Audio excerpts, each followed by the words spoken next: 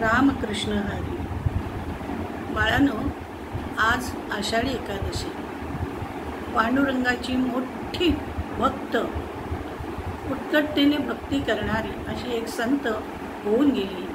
त्या संतांचं नाव आहे संत जनाबाई. त्यांची आज मी गोष्ट सांगणार आहे तुम्हाला. संत जनाबाई मराठवाड्यामध्ये त्यांचा जन्म झाला. लहानपणीच त्यांची आई गेली. मग वडिलांनी त्यांना पंढरपुराला घेऊन आले. त्यानंतर पंढरपुरामध्ये दामाजी शेठ म्हणजे संत नामदेवांचे वडील, त्यांच्याकडे ती राहू लागली. लहानपणापासूनच ती त्यांच्या घरची सगळी कामं करू लागली. धुणं धुणे, केर कचरा काढणे, स्वयंपाकाला मदत करणे, गोवऱ्या थापणे, दळण दळणे अशी अनेक कामं ती करायला लागली.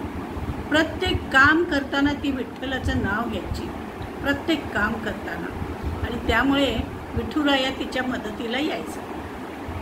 एकदा काय झालं, तिने आणि शिवाय तिने खूप अभंग लिहिले होते आणि या अभंगाची ख्याती संत कबीर यांना कळली.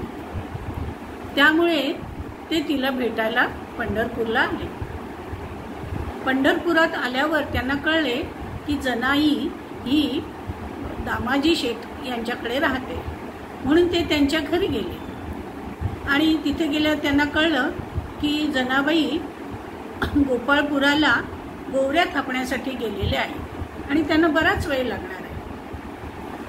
मग काय, ते त्यांनी ठरवलं की आता आपण गोपाळपुरालाच जाऊया. आणि त्यांच्या मनात आलं की दासीचं काम करणारी, गोवऱ्या थापणारी, दळण दळणारी बाई इतके अभंग लिहू शकते, म्हणून ते थेट गोपाळपुरालाच गेले. तिथे गेल्यानंतर त्यांना दिसलं की दोन बायका त्या नदीच्या काठी भांडत होत्या, एकमेकींवरती गोवऱ्या चोरल्याचा आरोप करत होत्या. कबीर बघतच राहिले. नंतर त्यांनी विचारलं, तुमच्यापैकी जनाबाई कोण आहे? पहिली म्हणाली, हीच ती जना, माझ्याबरोबर गोवऱ्यावरून भांडते ती. कबीर गोंधळात पडले. मग जनाई म्हणाली, होय बाबा, मीच जनी. काय, तुला काय माझा त्रास आहे का? ते ऐकल्यावर कबीर बघतच राहिले. बर, नंतर त्यांना प्रश्न पडला की या एवढ्या गोवऱ्यांचा ढीग आहे, सगळ्या गोवऱ्या एकसारख्या आहेत, कशी काय जनाईची गोवरी आणि या बाईची गोवरी शोधून काढायची?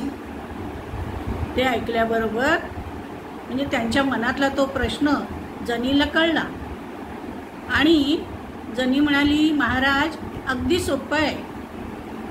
प्रत्येक गोवरी तुम्ही कानाला लावा, त्याच्यातून तुम्हाला विठ्ठलाचं नाव ऐकू येईल, विठ्ठलाचा जप ऐकू येईल.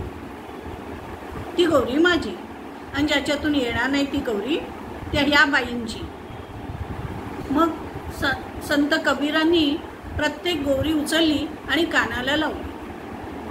प्रत्येक गोवरीतून विठ्ठलाचं नाव ऐकू येत होतं. आणि बऱ्याचशा गोवऱ्या या विठ्ठलाचं नाव ऐकू येणाऱ्या होत्या आणि थोड्याशाच गोवऱ्या की ज्यातून विठ्ठलाचं नाव ऐकू येत नव्हतं. अशा तऱ्हेने त्यांनी ती वाटणी केली. तरी त्यांना कोडं पडलं की असं काय, म्हणजे विठ्ठलाचं नाव कसं ऐकू येतं या गोवरीतून? ते पाहून जनाई म्हणाली, अहो महाराज, सोपं आहे. प्रत्येक गोवरी थापताना मी विठ्ठलाचं नाव घेते, म्हणून तुम्हाला तो आवाज ऐकू आला. नंतर मग कबीरांनी जनाबाईला स्वतःची ओळख करून दिली आणि जनाबाई त्यांना घेऊन घरी आली आणि त्यांचं आदरातिथ्य केलं.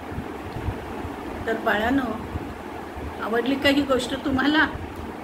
त्यांनी जसं जनाईने विठ्ठलाला प्रसन्न करून घेतलं उत्कट भक्तीने, प्रचंड भक्तीने, तसंच तुम्ही सुद्धा खूप अभ्यास करा, मन लावून अभ्यास करा आणि सरस्वती देवीला प्रसन्न करून घ्या. म्हणजेच एका प्रकारे विठू माऊलीला प्रसन्न केल्यासारखंच आहे.